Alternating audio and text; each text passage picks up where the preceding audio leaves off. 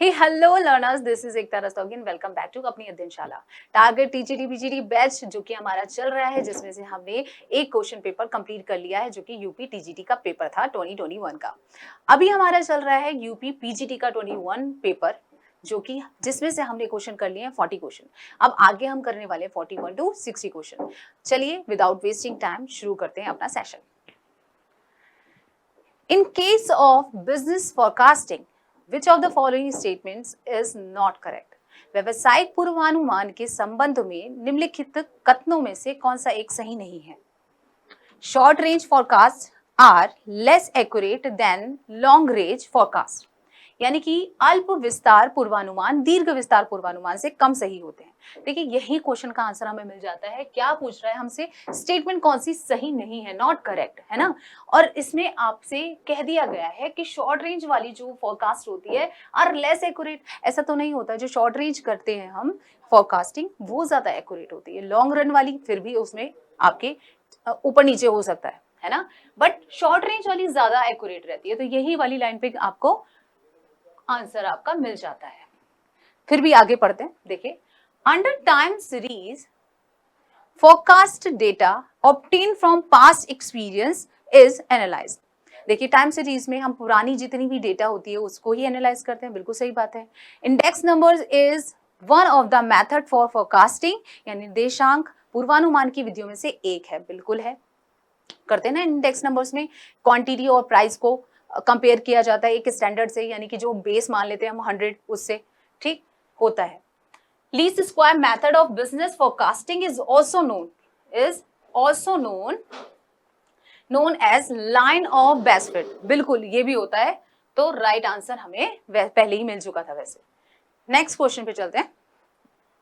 If personal income is 62,000, undistributed profit is 400, corporate tax is 1,000 and transfer payments is 2,000, then national income will be। यदि व्यक्तिगत आय 62,000 की है, अवितरित लाभ 400, निगम कर 1,000, अंतरण भुगतान 2,000 है, तो राष्ट्रीय आय होगी। देखिए राष्ट्रीय आय का एक फॉर्मूला है, उसके हम पढ़ लेते हैं उससे। देखिए अब देखिए नेशनल इनकम का फॉर्मूला क्या होता है। देखिए यहाँ पर्सनल इनकम है इक्वल्स टू आपका national income minus undistributed corporate profit, minus इसमें से प्रॉफिट कर देते हैं प्रॉफिट टैक्स, माइनस कर देते हैं सोशल सिक्योरिटी कंट्रीब्यूशन, प्लस करते हैं ट्रांसफर पेमेंट्स और इंटरेस्ट ऑन पब्लिक डेब्ट। ये जो ट्रांसफर ऑफ पेमेंट्स और इंटरेस्ट ऑन पब्लिक डेब्ट है, ये इनकम होती है, इसलिए जोड़ दिया जाता है और इन सब चीजों को घटा दिया जाता है। तो जरा आप देख लेते हैं क्या क्या हमारी वैल्यूज हैं। ठीक, वैल्यूज दे रखी हैं आपको। पर्सनल इनकम 62,000, अनडिस्ट्रीब्यूटेड प्रॉफिट दे रखा है 400 रुपए, ठीक है। देखिए पर्सनल इनकम दे रखी है आपको 62,000, राइट, इक्वल्स टू अनडिस्ट्रीब्यूटेड था आपका, यहाँ NI लिख लेते हैं हम, माइनस में अनडिस्ट्रीब्यूटेड कितना था 400, ठीक। फिर नेक्स्ट आगे क्या था आपका, आपको दे रखा है कॉर्पोरेट टैक्स 1,000, ट्रांसफर पेमेंट 2,000, ठीक है। कॉर्पोरेट टैक्स कितना है, माइनस में लिख लीजिए 1,000, और प्लस करना है ट्रांसफर पेमेंट्स, जितनी भी ट्रांसफर पेमेंट्स होती हैं उनको प्लस कर लिया जाता है। तो क्या आंसर हो जाएगा आपका, यहाँ कर लीजिए, ये बचता है यहाँ 600, 600, NI माइनस में 600 और ये 62,000 है, ठीक है। अब इस 62,000 को हम यहाँ लेकर आएंगे, माइनस कर देंगे, एक मिनट सॉरी, ये प्लस में आया, प्लस 600 और ये 62,000 में से ये 600 को माइनस करने के बाद आपकी नेशनल इनकम निकल के आ जाती है कितनी, 62,000 माइनस किया इसमें से 600, दैट मीन्स 61,400, ठीक है। फाइनल आंसर आ जाएगा 61,400। क्या किया हमने, नेशनल इनकम, यहाँ personal income equals to national income minus undistributed corporate profit, minus किया इसमें से profit tax, social security contribution को लेस किया, ट्रांसफर पेमेंट्स जितनी भी होती हैं, इंटरेस्ट ऑन पब्लिक डेब्ट होते हैं, उन सबको ऐड कर लिया जाता है। तो right answer is 61,400। Okay, next पे चलते हैं। देखिए राइट शेयर्स मींस दो शेयर्स विच आर, अधिकार अंश का आशय है वे अंश जो, देखिए राइट शेयर्स होते क्या है, जब कंपनी ना अपने एग्जिस्टिंग शेयर होल्डर्स को एक राइट दे देती है, पावर दे देती है, कहती है कि भाई हम जो एडिशनल शेयर्स इशू कर रहे हैं उनमें से आप शेयर्स को खरीद सकते हो, वो भी डायरेक्टली कंपनी से। उसके लिए आपको सेकेंडरी मार्केट जाने की जरूरत नहीं है, और जो शेयर आपको मिलेंगे वो भी डिस्काउंट पे मिलेंगे, ठीक है, डिस्काउंट पर अवेलेबल होगा। इसमें कंपनी क्या करती है, ऐसे कर देती है जैसे कि देखिए 100 शेयर वाले एक ए मिस्टर ए हैं जिनके पास 100 शेयर है, ठीक है, एट द रेट 10 ईच, 10 रुपए का है एक, ठीक। अब कंपनी इनसे ये कहती है कि हम कुछ नए शेयर इशू कर रहे हैं और उसमें ना जिनके पास 4 शेयर होंगे उन लोगों को हम 2 शेयर देंगे एडिशनल वाले, ठीक है। जो 4 हैं जिनके पास, उनमें से उन लोगों को 4 के लिए हम 2 दे सकते हैं। तो यहाँ ये रेशियो हो गया।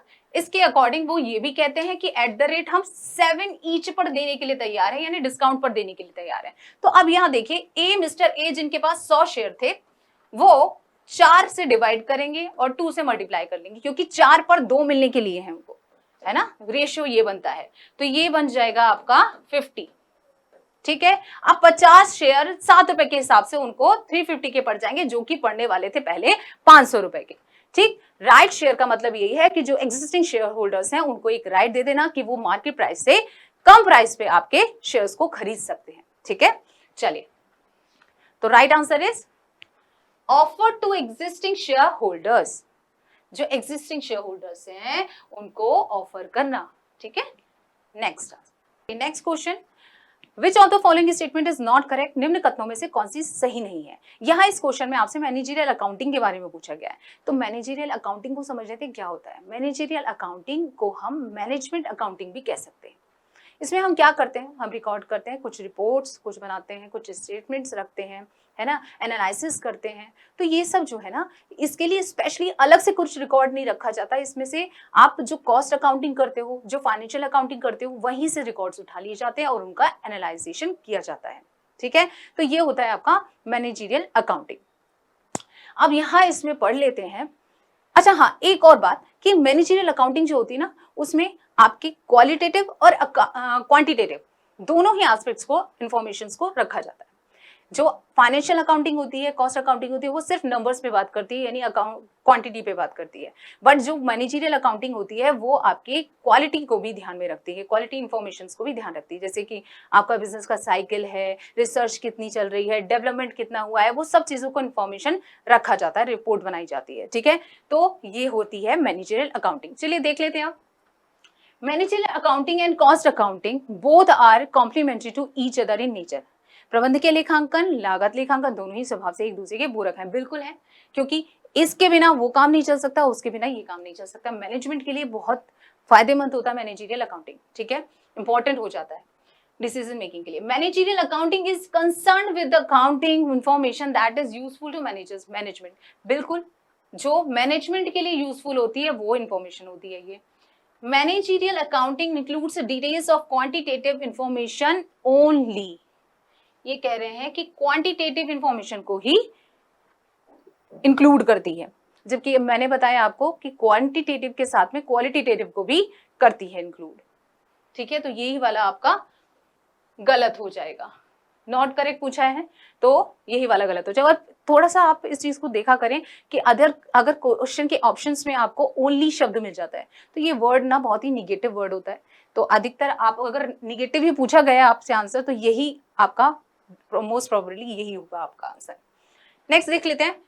Managerial accounting depends on cost accounting. बिल्कुल डिपेंड करता है, तो राइट आंसर हमारा क्या हो जाता है, सी हो जाता है। अब नेक्स्ट पे चलते हैं। द डेब्ट equity ratio is a test of. ऋण समता अनुपात एक परीक्षण है किस चीज का, प्रॉफिटेबिलिटी यानी लाभदायकता का, सॉल्वेंसी शोध क्षमता का, लिक्विडिटी तरलता का, या मैनेजरियल एफिशिएंसी प्रबंधकीय कार्यकुशलता का। देखिए डेब्ट इक्विटी रेशियो जो होता है ना, ये होता है आपका, ये आपका बताता है कि जो कैपिटल स्ट्रक्चर है ना आपका ऑर्गेनाइजेशन में, उसमें डेब्ट कितनी है, इक्विटी कितनी है, उसको बताता है in terms of capital structure को बताता है बेसिकली कि आपकी ऑर्गेनाइजेशन में डेब्ट और इक्विटी के टर्म में आपकी कैपिटल स्ट्रक्चर कितना है, ठीक है। अब यहाँ पर आपने कई सारे रेशियो पढ़े होंगे जो प्रॉफिटेबिलिटी, सॉल्वेंसी, लिक्विडिटी और मैनेजरियल इफिशिएंसी वाले होते हैं। बट ये हेड किस हेड में आता है, ये आता है आपका सॉल्वेंसी में। इसको हम लिवरेज भी बोलते हैं, क्या बोलते हैं, लिवरेज रेशियो भी बोलते हैं, ठीक है। डेब्ट इक्विटी रेशियो जो है किस हेड के अंदर आता है, लिवरेज रेशियो के अंदर आता है। इसके अलावा भी आपके आते हैं, जैसे प्रोप्राइटर्स रेशियो आता है, सॉल्वेंसी रेशियो आ जाता है, और एक आ जाता है आपका कैपिटल गियरिंग रेशियो आ जाते हैं। तो ये सारे रेशियो जो आते हैं आपके सॉल्वेंसी रेशियो के अंदर आते हैं, ठीक है। राइट आंसर इज सॉल्वेंसी, जिसको हम अदर नेम भी है आपका लिवरेज रेशियो। नेक्स्ट पे देखिए, मार्जिन ऑफ सेफ्टी मींस सुरक्षा सीमा से तात्पर्य है। मार्जिन ऑफ सेफ्टी क्या होता है, जब आपकी जो बीईपी पॉइंट होता है, बीईपी पॉइंट से ज्यादा आपको सेल्स होती है, ठीक है, तो वो जो एक्स्ट्रा सेल हुई है वही आपका डिफरेंस जो है आपका मार्जिन ऑफ सेफ्टी होता है। यानी बीईपी पॉइंट से जो एक्स्ट्रा मार्जिन आपको मिल रहा है that is called margin of safety, ठीक। तो ये डिफरेंस किसका हो सकता है, difference between actual sales and total cost नहीं, difference between actual sales and variable cost नहीं, difference between actual sales and fixed cost नहीं, difference between actual sales and break even sales, है ना। ब्रेक इवन की sales जो होती है उससे जो एक्स्ट्रा सेल हो रही है, ब्रेक इवन पॉइंट क्या होता है आपका, वो होता है आपका जीरो नेट इनकम, ठीक है, और जीरो ही आपकी नेट लॉस। एक ऐसा पॉइंट होता है जहां पर आपको जीरो तो नेट इनकम होती है, जीरो ही नेट लॉस होता है, यानी ना तो प्रॉफिट है ना ही लॉस है, वो ऐसा पॉइंट है, यानी एक लेवल वाला, बैलेंस वाला, ठीक। तो ब्रेक इवन सेल्स से ऊपर जितनी भी सेल्स होगी वो आपकी मार्जिन ऑफ सेफ्टी कहलाती है, राइट। नेक्स्ट पे चलते हैं, एक second. Right answer is difference between. Next question, on dissolution of a firm the assets of firm are transfer to realisation account at their, firm के विघटन पर फर्म की संपत्तियों को वसूली खाते में हस्तांतरित किया जाता है उनके बुक वैल्यू पर, मार्केट वैल्यू पर, रियलाइजेबल वैल्यू पर, एग्रीड वैल्यू अमंग पार्टनर्स पर, पुस्तक मूल्य, बाजार मूल्य, वसूली योग्य मूल्य या साझेदारों के मध्य सहमति मूल्य पर। अब देखिए जरा, जब डिसोल्यूशन होता है उस समय पर रियलाइजेशन अकाउंट बनाते हैं। रियलाइजेशन अकाउंट क्यों बनाते हैं भाई, इसलिए बनाते हैं क्योंकि खातों को बंद किया जाना है। अब संपत्तियों को और लायबिलिटीज को, मतलब दायित्वों को, इन सब का जो है रियलाइज करके जो प्रॉफिट होगा या लॉस होगा उसको पार्टनर्स आपस में बांट लेंगे, ठीक, इसलिए बनाया जाता है। अब वो जो बनाते हैं तो उसमें क्या किया जाता है, जितनी भी सारी एसेट्स होती हैं आपकी, उन एसेट्स में से कैश और बैंक, इन दोनों को हटाकर जितनी भी कैश होती है उसको हम कहां डाल देते हैं, रियलाइजेशन अकाउंट के डेबिट साइड में डालते हैं, at book value, at book value हम डालते हैं, ठीक है। सारी ही एसेट्स को, जिसमें से कैश और बैंक को अलग करके, एक्सेप्ट कैश एंड बैंक, आप सारी एसेट्स कहां डालते हैं, डेबिट साइड में, रियलाइजेशन अकाउंट के एट बुक वैल्यू, ठीक। और लायबिलिटीज में से आप हटा देते हो, सारी लायबिलिटीज लोगे बट उसमें से हटा दोगे पार्टनर्स के लोन को और पार्टनर्स के कैपिटल को, ठीक है। तो और एक्सपेंसेस डल जाता है और फिर जो जितना प्रॉफिट एंड लॉस होता है वो आपके पार्टनर्स अपने प्रॉफिट शेयरिंग रेशियो में बांट लेते हैं। तो यहां आ जाएगा right answer realisable value, sorry realisable value नहीं, बुक वैल्यू, ये आ गया बुक वैल्यू, ठीक है। Right answer is book value. Next पे चलते हैं, packing credit facility to exporters is provided by, निर्यातकों को पैकिंग क्रेडिट की सुविधा प्रदान की जाती है रिजर्व बैंक ऑफ इंडिया द्वारा, कमर्शियल बैंक द्वारा, कोऑपरेटिव बैंक द्वारा, export credit and guarantee corporation द्वारा। देखिए पैकिंग गारंटी फैसिलिटी क्या है, ये होती है जैसे एक्सपोर्टर्स होते हैं ना, शिपमेंट से पहले भी उनके बहुत सारे खर्चे होते हैं, उसके लिए भी उनको फाइनेंस चाहिए होता है, जैसे कि प्रोडक्शन करना, प्रोसेसिंग करना और मैन्युफैक्चरिंग करना, ठीक, परचेसिंग करना, और ये सारे जो खर्चे होते हैं ना, उस सब खर्चे के लिए भी बैंक आपको फाइनेंस करती है, मतलब एक्सपोर्टर्स को फाइनेंस कर देती है कुछ पैसा on the basis of letter of credit, ठीक है। तो कौन से बैंक करते हैं ऐसा, कमर्शियल बैंक करते हैं भाई, ठीक। कमर्शियल बैंक क्या करते हैं, वो क्रेडिट की फैसिलिटी देते हैं, packing credit facility to exporter is provided by commercial banks. Next, the maximum number of members in private limited company can be, एक निजी कंपनी के सदस्यों की अधिकतम संख्या हो सकती है कितनी, 20, 50, 200 और अनलिमिटेड, असीमित। क्या हो सकता है इसका आंसर, देखिए इसका राइट आंसर है 200। कैसे है, देखिए प्राइवेट कंपनी क्या होती है, प्राइवेट कंपनी होती है जो कंपनी आपकी प्राइवेटली स्मॉल बिजनेस को चलाती है, ठीक है, वही आपकी प्राइवेट कंपनी होती है। ये अपने नाम के आगे प्राइवेट लिमिटेड लगाते हैं। मिनिमम लोग इनके यहाँ 2 हो सकते हैं और मैक्सिमम मेंबर हो सकते हैं 200, ठीक है।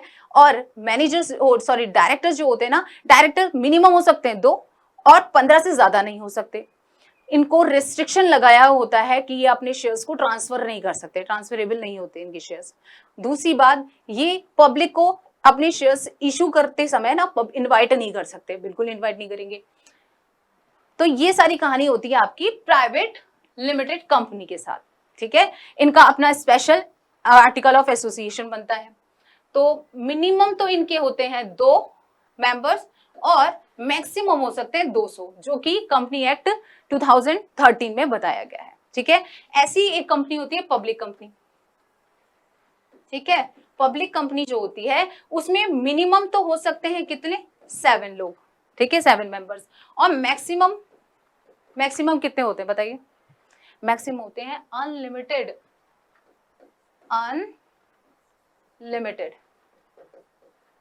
ठीक है। So right answer is 200, maximum member is 200। Next भी चलते हैं, चलिए।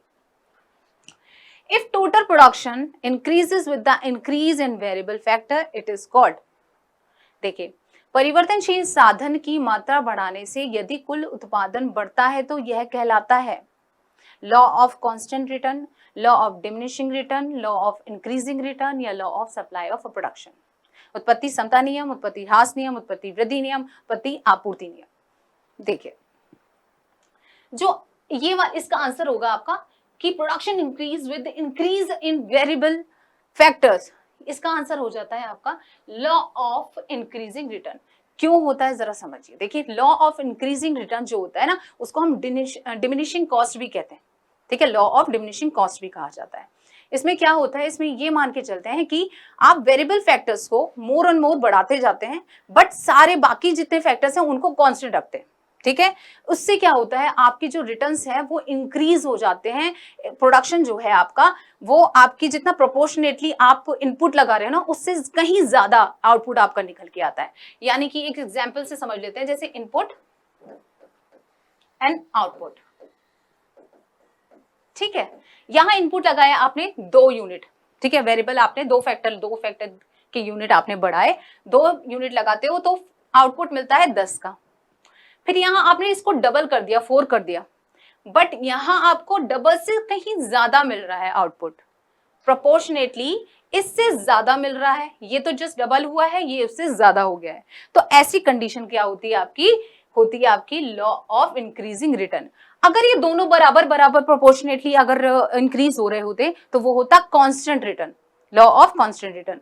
और अगर ये डिमिनिशिंग में होता, यानी कि ये तो जितना बढ़ा रहे हो आप उससे कम बढ़ रहा है ना, उससे कम। जैसे कि ये तो डबल हो गया है, यहाँ 10 था, मैं यहाँ कर देती आपका 50, तो उससे कम हो रहा है ना, डबल तो नहीं हुआ, डबल से कम हो रहा है, तो वो हो जाता है आपका लॉ ऑफ डिमिनिशिंग रिटर्न, ठीक। तो यहां आपको ये बात समझ आई कि लॉ ऑफ इंक्रीजिंग रिटर्न हो जाता है आपका जब प्रोडक्शन आपके इंक्रीज हो रहा है, increase by increasing the variable factor and बाकी को कांस्टेंट रखकर, ठीक है। Next, which accounting standard is used for depreciation accounting, हास लेखांकन के लिए किस लेखांकन प्रमाण का प्रयोग किया जाता है? सबको पता है accounting standard 6 is the right answer, लेखांकन प्रमाण 6। नेक्स्ट क्वेश्चन चलते हैं, देखिए heavy initial expenditure on advertising to introduce a new product is classified as, एक नए उत्पाद का परिचय कराने हेतु विज्ञापन पर किया गया भारी प्रारंभिक व्यय वर्गीकृत किया जाता है capital expenditure, revenue expenditure, deemed liability, deferred revenue expenditure, पूंजीगत व्यय के रूप में, आयगत व्यय के रूप में, माने गए दायित्व के रूप में या स्थगित आयगत व्यय के रूप में। देखिए होता क्या है, जो बड़े बड़े कंपनी है जब इनकॉर्पोरेशन होता है, ठीक है, उस समय पर या फिर नया प्रोडक्ट जब लॉन्च किया जाता है उस समय पर जो एडवर्टाइजमेंट का खर्चा होता है ना, बल्क में होता है, बहुत ज्यादा होता है। तो वो हैवी इनिशियल जो खर्चा होता है ना, उस खर्चे को, एडवर्टाइजमेंट के खर्चे को एक साथ अगर आप एक ही फाइनेंशियल ईयर में दिखा दोगे तो आपका जो स्टेटमेंट है वो लॉस दिखाएगा फिर, है ना। तो क्या करती है ऑर्गेनाइजेशन, वो करती है कि उस एक्सपेंसेस को थोड़ा थोड़ा करके राइट ऑफ करती जाती है प्रॉफिट लॉस अकाउंट से, सेट ऑफ करती जाती है इतने टाइम तक, तब तक वो उसको डेफर्ड रेवेन्यू एक्सपेंडिचर के नाम से कहां दिखाती है, फिक्टिशियस एसेट्स के हेड में दिखाती है, एसेट साइड में, ठीक है, थोड़ा थोड़ा करके उसमें से कट करती जाती है जब तक वो खत्म नहीं होता है कुछ सालों बाद। तो राइट आंसर हो जाएगा आपका initial expenditure advertisement to introduce a new product is classified as deferred revenue expenditure, स्थगित आयगत व्यय के रूप में उसको हम रख लेते हैं। The basis of tax for income from house property is, देखिए मकान संपत्ति के आय के लिए कर का आधार होता है क्या, फिर से बोलो, पागल। The basis of tax for income from house property is, मकान संपत्ति से आय के लिए कर का आधार होता है क्या, rent receipt, annual value, standard rent, municipal value यानी प्राप्त किराया, वार्षिक मूल्य, मानक किराया और नगर पालिका मूल्य। देखिए इनकम टैक्स जब आप पढ़ते हो तो उसमें आपको इनकम के 5 हेड बताए जाते हैं, जिसमें से एक हेड होता है आपका इनकम फ्रॉम हाउस प्रॉपर्टी। इस पर जब आप जब एसएससी जो है किसी प्रॉपर्टी को ओन करता है जिसपे वो रेंट कमा रहा है, रेंट रिसीव कर रहा है, तो उस रेंट को पूरे एक्चुअल जो रेंट उसको मिल रहा है उसी को हम क्या मानते हैं, टैक्सेबल मानते हैं, ठीक है। तो जो एक्चुअल रेंट मिल रहा है ना उसे, उसी की एनुअल वैल्यू को हम क्या बोल देते हैं, एनुअल वैल्यू, यानी जो टैक्स है एक्चुअल रेंट जो है उसी को हम एनुअल वैल्यू बोल देते हैं, वार्षिक वैल्यू बोल देते हैं। जब पूरे साल का हो जाता है तो एनुअल वैल्यू बोलते हैं, उसी पर आपका टैक्स निकाला जाता है, ठीक है, income from house property head में। Next question, the process of influencing the activities of an organised group in efforts towards goal setting and goal achievement is called, एक सामूहिक समूह की सभी क्रियाओं, लक्ष्य निर्धारण एवं लक्ष्य प्राप्ति को प्रभावित करने वाली प्रक्रिया को कहा जाता है क्या, प्लानिंग, कंट्रोलिंग, मैनेजमेंट, लीडरशिप, नियोजन, नियंत्रण, प्रबंधन, नेतृत्व। क्या होता है, देखिए ये सीधा सीधा एक डेफिनेशन उठा के दी है आपको, डेफिनेशन दी गई थी आपके हर्से एंड ब्लैंचर्ड जी के द्वारा दी गई थी आपकी definition. The leadership is the process of influencing the activities of individual and organise the group in efforts towards goal setting and goal achievement in a given situation। ये definition आपकी Hershey and Blanchard की है जो कि आपकी leadership की दी हुई है। इसका मतलब वही है कि देखिए कि आप क्या करते हो, इन्फ्लुएंस करते हो ग्रुप ऑफ पीपल्स को towards the goal setting and goal achievement, है ना, तो वही क्या हो जाता है आपका लीडरशिप कहलाता है, यानी आप नेतृत्व कर रहे हो, लोगों को दिशा दिखा रहे हो, वही क्या है, leadership. Next question, cost of production is, उत्पादन लागत होती है क्या, उत्पादन लागत होती है आपकी prime cost plus factory overheads, factory cost plus administrative overheads, direct cost plus indirect expenses, prime cost plus administrative overheads. देखिए फैक्ट्री कॉस्ट के अंदर प्राइम कॉस्ट ऑलरेडी आ जाती है ना, तो factory cost plus administrative overheads मिलकर बन जाती है आपकी कॉस्ट ऑफ प्रोडक्शन।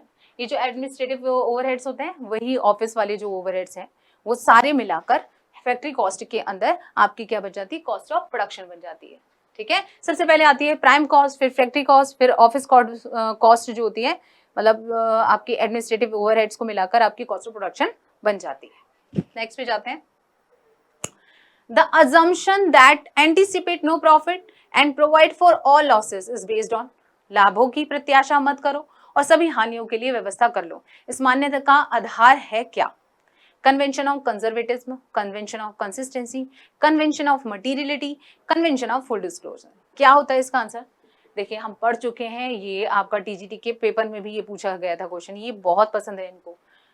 क्या है, देखिए लाभों के लिए प्रत्याशा मत करो, हानियों के लिए पहले से व्यवस्था कर लो, ये बात हम कहते हैं कंजर्वेटिज्म कन्वेंशन में, यानी रूढ़िवादिता की परिपाटी में, ठीक है। नेक्स्ट क्वेश्चन है, are increase in sales price, विक्रय मूल्य में वृद्धि होने पर does not effect break even point मतलब सम विच्छेद बिंदु पर कोई फर्क नहीं पड़ता है। लोअर्स ब्रेक इवन पॉइंट सम विच्छेद बिंदु कम हो जाता है। रेजिस ब्रेक इवन पॉइंट सम विच्छेद बिंदु बढ़ जाता है। लोअर्स नेट प्रॉफिट शुद्ध लाभ में कमी हो जाती है। तो क्या होगा इसका आंसर, देखिए क्या होता है, जब आपकी जो ब्रेक इवन पॉइंट होता है ना, वो ऐसा पॉइंट होता है जहां पर आपके ऑर्गेनाइजेशन का ना तो लॉस हो रहा है ना ही प्रॉफिट हो रहा है, ठीक है, ऐसा पॉइंट होता है। अब उस पॉइंट पर आप जब अपने वेरिएबल कॉस्ट को घटा देते हो, ठीक है, वेरिएबल कॉस्ट को कम कर देते हो, तब उस समय पर क्या होगा, आपका कॉस्ट कम हुआ तो पॉइंट भी आपका क्या हो जाता है, कम हो जाता है। ऐसे ही आपके जो ब्रेक इवन पॉइंट है, फिक्स कॉस्ट जो होती है ना, आपकी कॉस्ट को जब कम करोगे आप फिक्स कॉस्ट को, तभी आपका ब्रेक इवन पॉइंट घट जाता है।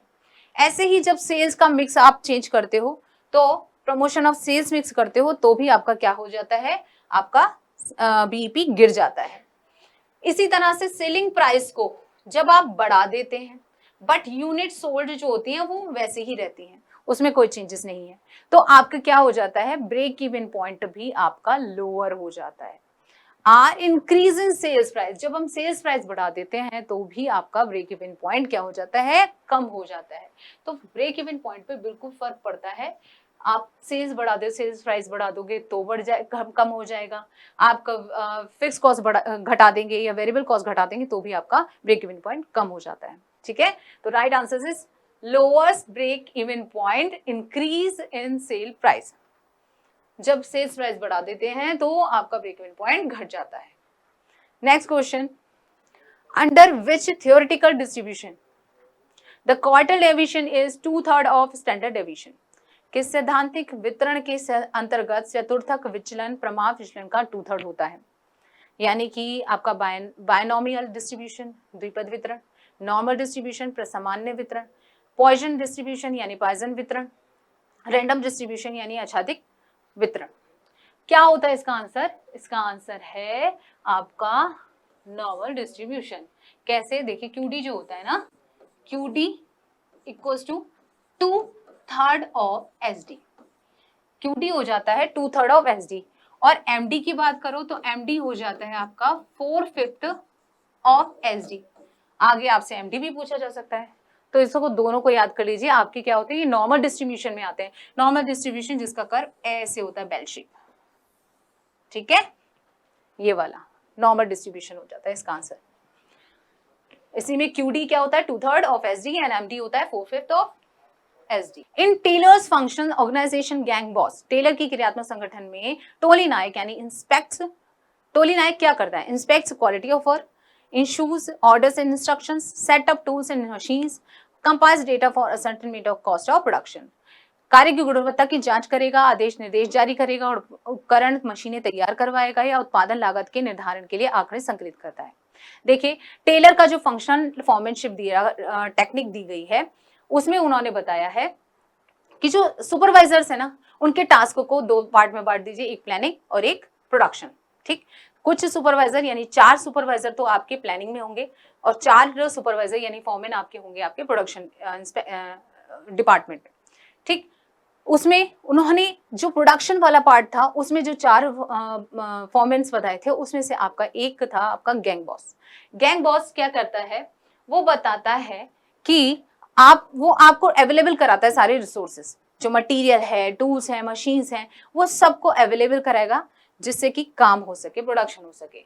एक होता है स्पीड बॉस, स्पीड बॉस आपकी स्पीड चेक करता है, ठीक। तो यहाँ गैंग बॉस का काम हो जाता है आपका आदेश जारी करना नहीं होता, सेटअप टूल्स एंड मशीन्स, ये आंसर हो जाएगा। उपकरण और मशीन तैयार करवाता है काम के लिए या अवेलेबल कराता है आपको काम के लिए, ठीक है। Right answer is setup tools and machines.